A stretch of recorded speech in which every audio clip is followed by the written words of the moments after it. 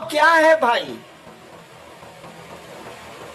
पत्नी का भाव है आप में, पुत्र का भाव है आप में, पिता का भाव है आप में, है? मेरा का भाव है कि आपकी चप्पल कहाँ है, आपकी पॉकेट में पैसा कितना है, आपका घर कहाँ है, घर कौन सा है, सब पहचानते हैं आप। पैसा नहीं बोल रहा है कि ये भैया ये भैया ये भैया हम 502 रुपया बनी। आप जानते हैं कि 502 रुपया मेरे पॉकेट में है, इसीलिए कि आपका पैसा है वो। एक चीज होती है विचार, एक चीज होता है भाव। विचार दिमाग से उठते हैं, थिंकिंग है विचार, थॉट है। यह विचार कि हे शिव आप मेरे गुरु हैं, एक विचार है ये। लेकिन देखिए वाक्य में हे शिव आप मेरे गुरु हैं, ये मेरा आपका छिप रहा है। जहां मेरा सामने आया कि मेरे गुरु हैं, तब फिक्र हो जाएगी कि मेरी चप्पल कहाँ है, मेरा महादेव कहाँ है। और जब ये बात आपके दिमाग से दिल में उतरेगी तो भाव है। भाव कुछ नहीं है बाबू, जो बात दिल से उठती है वो भाव है, जो बात दिमाग से उठती है वो विचार है, और कुछ नहीं है। तो कहा गया कि विचार को बार बार अपने दिमाग में आने दोगे तो ये दिल में प्रवेश कर जाएगा। उदाहरण दें, हम लोग बहुत जगह अफसर रहे हैं, बाबूजी भी अफसर रहे हैं, तो बदली होती रहती थी, अफसर कॉलोनी थी। पत्नी ने एक दिन आपसे कहा कि जो पड़ोसी है ना अफसर हो, बढ़िया आदमी है, तो आज केला भेजा था बच्चों के लिए।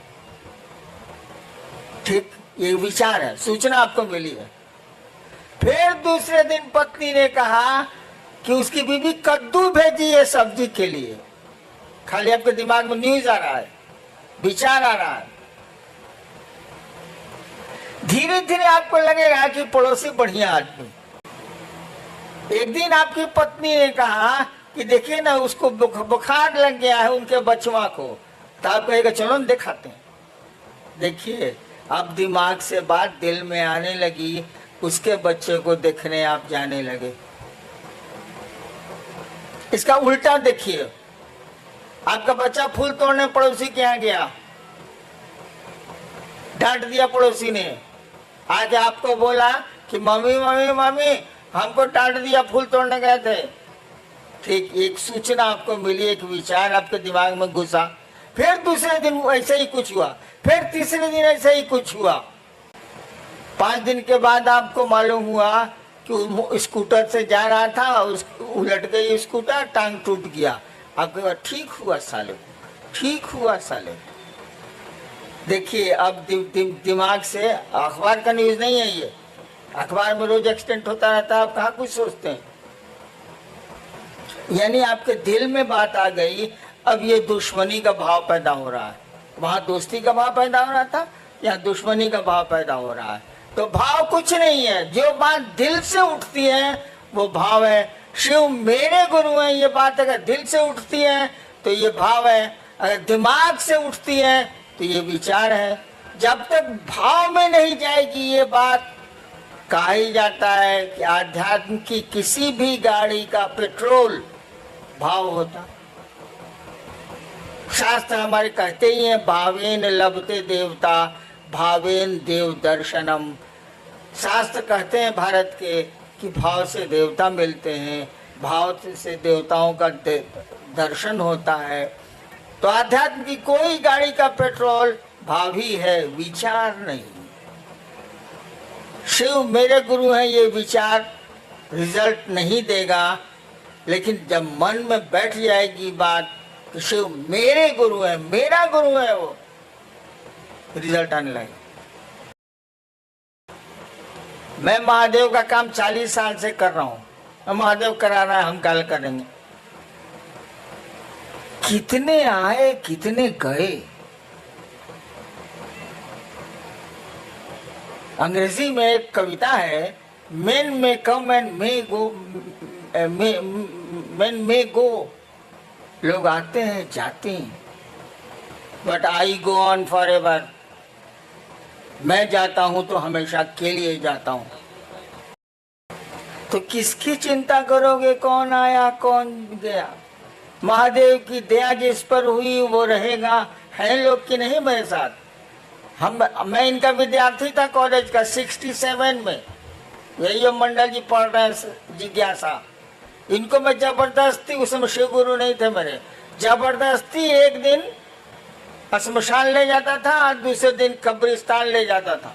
1 साल कंटिन्यूअस, जबकि मेरे प्रोफेसर लेक्चरर थे, मैं विद्यार्थी था इनका फर्स्ट ईयर का। इनको मैं ही पकड़ के ले जाता, चलिए मसान। तो जिसको टिकना है वो टिकते ही हैं, जिसको नहीं टिकना है उसको कितना टिकाओगे।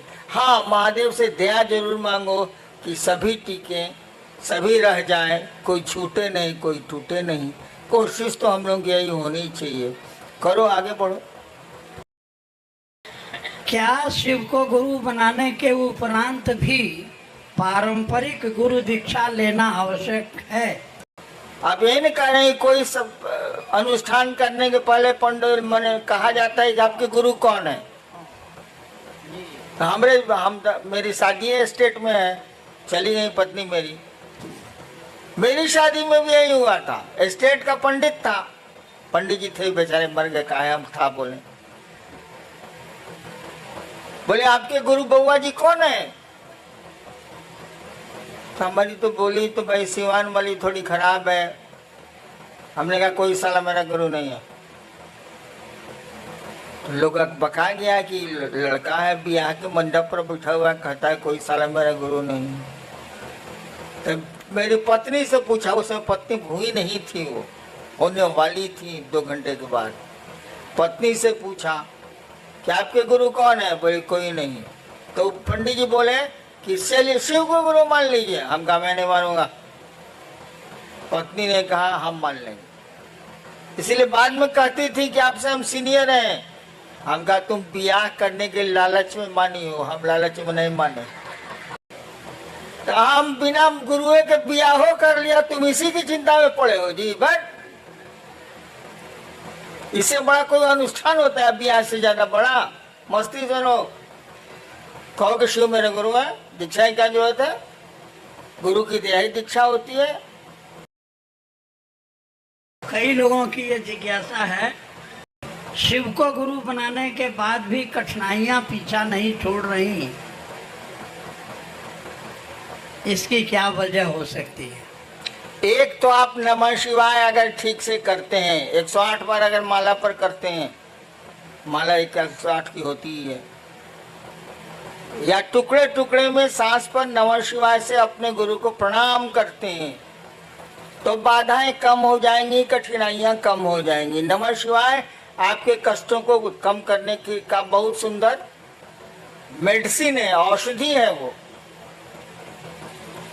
उसको करिए। और जहां तक कठिनाइयों का सवाल है, जान लीजिए इस जगत में कोई आया है तो उसको जिंदगी में अच्छी खराब दोनों सड़कें मिलनी ही मिलनी है,